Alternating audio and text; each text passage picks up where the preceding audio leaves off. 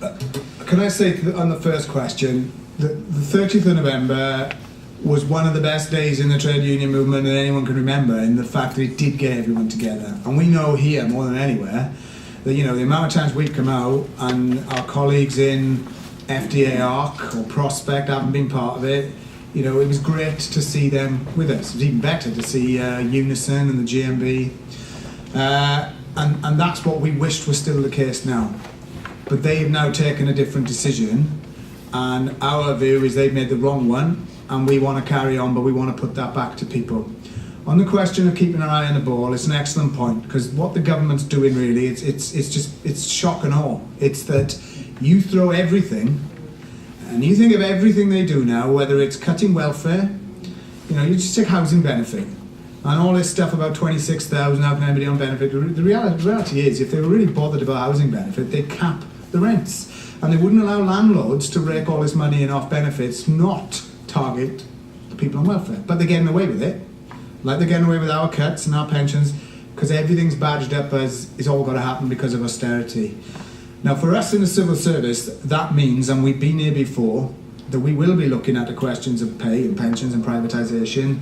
But you know far better than me, in HMRC, your management are doing 1,000,001 other things just about the way you do your work. And that's happening in every single government department. And things on their own that we used to concentrate on are now part of a bigger package. There's a government department in Whitehall, I won't name it, but their cuts have been disproportionately targeted on the sort of middle and junior senior management end, because they've now politically decided there's far too many managers. What's happened is all the people at the top have rushed for the exits. And there is a big crisis in there at the moment, because the people who were the old civil servants think the situation has gone dreadful, and they've all gone. And they're bringing in people from the private sector, and it's exacerbating the problem.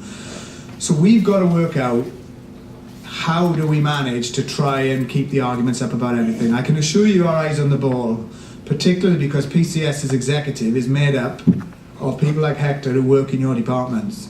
So when something's happening here, whether it's pay sector or privatisation, we know about it because your colleagues are also the union reps. The decision it leaves us with, though, is how effectively can you campaign, what's your priority? And that's always easy. And your question, I think, really drew that out quite nicely, because the reality is the pay freeze is dreadful. And in any other time, I think we would be saying that's our number one objective. It is clear at the moment, though, that most people think the argument about pay has the least purchase because of what's happening everywhere else. And yet we have members who say to us, you must do something about pay. Never mind my pension, I won't be here for my pension because I can't afford to. So it's always that difficult dilemma, which is why, in a sense, the question of pensions was the one everybody gravitated around, because it was happening at the same time. We think we did get a fair bit of public sympathy. In fact, the opinion polls on November the 30th, both the BBC and Sky said a majority of people supported the strike because it was about pensions. And what I think we're trying to get across is, if that's what we still make, that and cuts in services, privatisation, we can get much wider support. But it also, ironically, puts us in a better position on pay when the time comes, because we'll have been seen that we can achieve something, and it would encourage the government to take a bit more of a reasonable attitude. And so, you know, these are trying times, and I think that on the question of pensions, we deliberately went out to try and garner as much support as we can. Now, the problem, it's not a problem, but the reality is the civil service is unpopular. Teachers raises an interesting question, because of course when the teachers are out with us, everybody goes on about schools being shut and people have to take days off work. So it's important that the teachers are still part of it. But what's really unfortunate is the health service have now withdrawn temporarily, most of the unions in health, not all. And so for the immediate period ahead, this isn't going to involve the health service. So, you know, I think we've got to therefore work with what we've got. But I'll just finish on this question by saying, because I think your question is right and we understand it, is why as a union we put a lot of effort into also saying jobs and pay and privatisation and pay is important, but so are the services that we administer. And that actually when the services are cut, the public suffers, and we've had some good campaigning around that. And I can tell you that the work that you do in particular is very centred to this debate at the moment. I mean, Sky, I did an interview with Sky Sports yesterday, Unfortunately, it's not about Wales beating England in the rugby Saturday, it is basically about tax and football, and they're doing a big thing about tax and football, and it's all actually geared about, it's interesting about, you know, why is tax important and why is it wrong for highly paid footballers to avoid paying their tax? Now, in one sense, that's a narrow point, but actually it opened the door for us to say, no tax, there's no health service, there's no hospitals, education, and that allied to the dodgy dealings of some civil service departments with the tax arrangements for those at the top, who of course didn't pay tax in the way that we all do. It means there's something to really go with there, because I think people do feel the argument that it's unfair and that those with the most don't seem to be paying anything and we're paying loads. So that is an argument we're also trying to really push at every opportunity. I would just advertise for you here then that what you should need to know is that tomorrow we've got a strike in PCS in the Equality and Human Rights Commission. You'd think in this time, that's one area the government would accept there should be some protection of their funding. 400 staff, 250 jobs are going.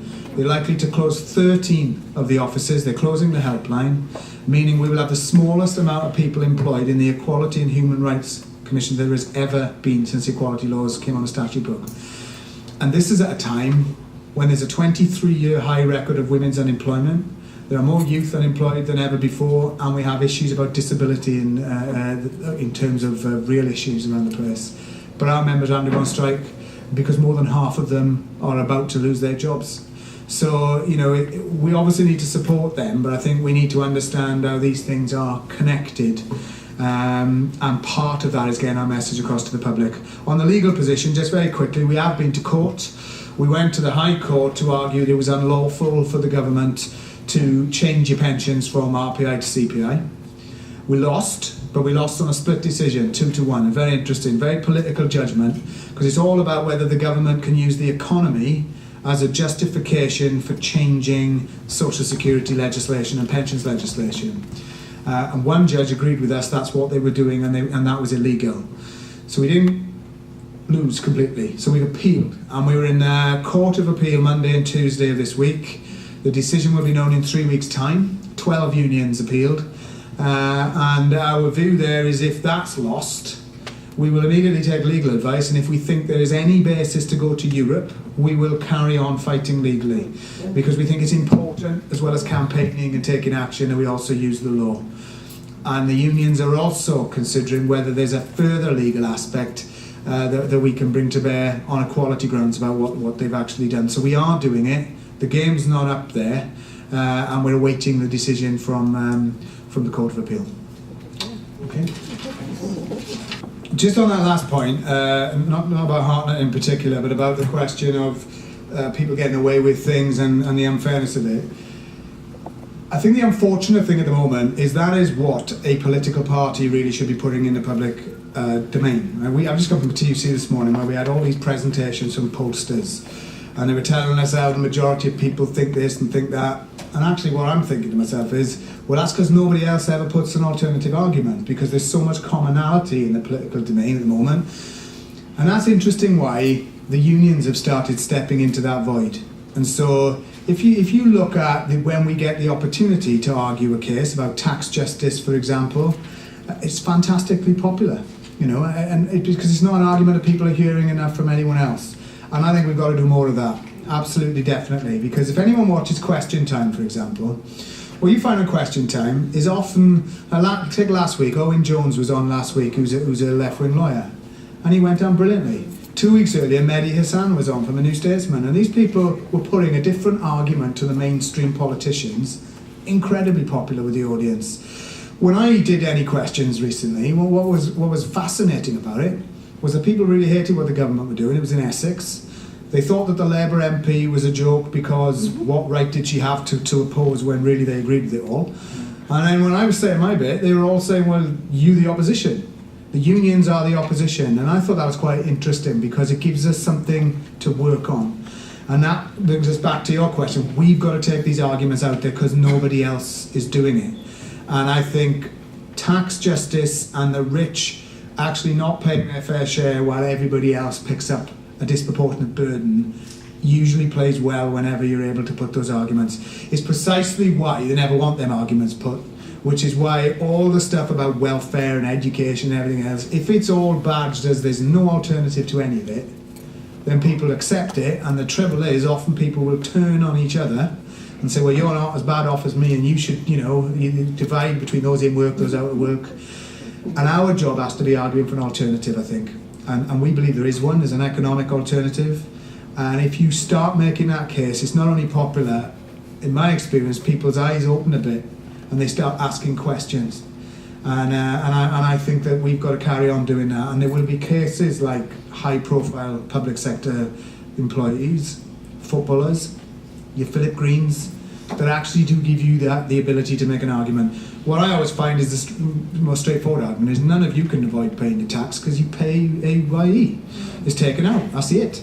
We aren't in a luxurious position unless you're in a certain civil service department and you're high enough up that you can have some creative measures of dodging it. So I think those arguments have to be made. I wouldn't mind you sending Hector or somebody an email about the points that you make. And I'm going to dodge it, except in this sense. I want to just make the case, not so much about the national insurance point, but about the pension contribution, just to say this. Because it's the same point. The money you're paying does not go into a pension fund. And that is an argument that we have, I think, started getting over whenever we've been in the media, because the taxpayer pays for our pension. So this is actually just revenue generation. What it is really is it's an extra form of taxation on the public sector, dressed up as a pension contribution. And the thing about that is, as I said at the beginning, if they can put it up now, they can keep putting it up, because it has nothing to do with pensions. But it also means the point you're making is a really critical argument. If you pay more, some people will drop out of the pension scheme because they'll make a short-term calculation they can't afford it. It's not one we would advise, but some will do it. And what happens then is those people will need more means-tested benefits when they retire, which the taxpayer will pay. So this whole question is shifting the burden in one sense on the face of it, but actually the burden still remains with the taxpayer. It makes no sense whatsoever.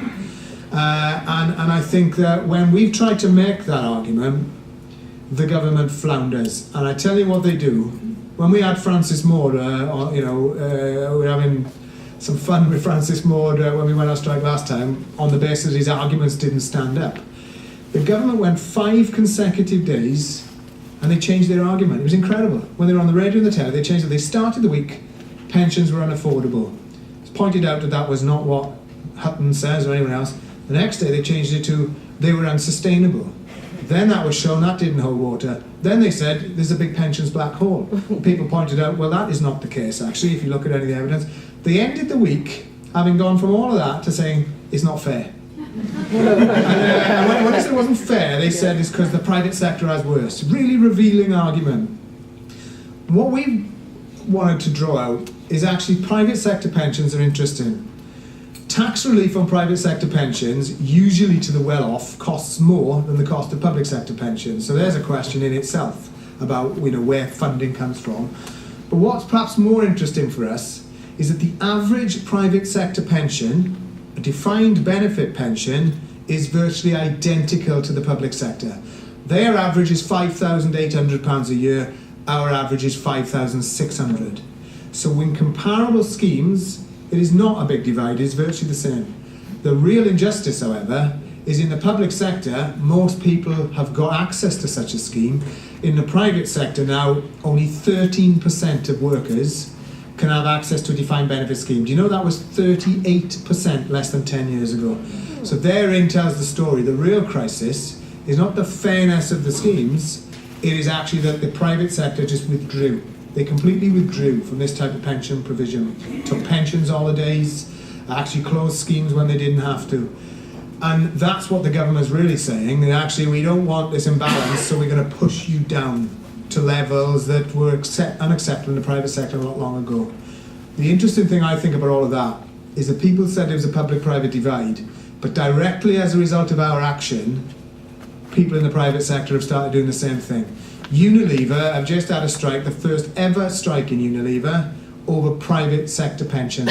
People in Shell are currently considering action. And I think that tells us something interesting, is that the penny's dropped in one sense. This is my last point. Our argument is the divide is not the public and the private sectors, the divide is the haves and the have-nots. And there are lots of have-nots who are in the private sector, and the answer can't be to drive us down. It has to be to say we should have fair pensions across the board, and you don't get fair pensions for everyone if the ones that currently do look the better ones are driven downwards. That equalises misery rather than try to harmonise in a fair way. Hector, I know you've got to finish and I need to go. I just want to say I really enjoyed the questions and I thank people for them, and I want to assure you that we're doing everything that we can. But I want to leave you with this thought that we would never ask people to vote in a ballot for industrial action unless our absolute judgment was it was the absolute last resort, and failure to do so leaves us in a worse place. That is the basis that we're asking you to carry on defending your pension. We hope that you agree, but we absolutely hope it's the biggest turnout in any ballot that we've got. So please do what you can to get your colleagues to vote. Good luck with everything that's coming our way. And just remember, I think the old saying, if we stick together, we've got a chance. If we don't, it is going to be desperate for the period ahead.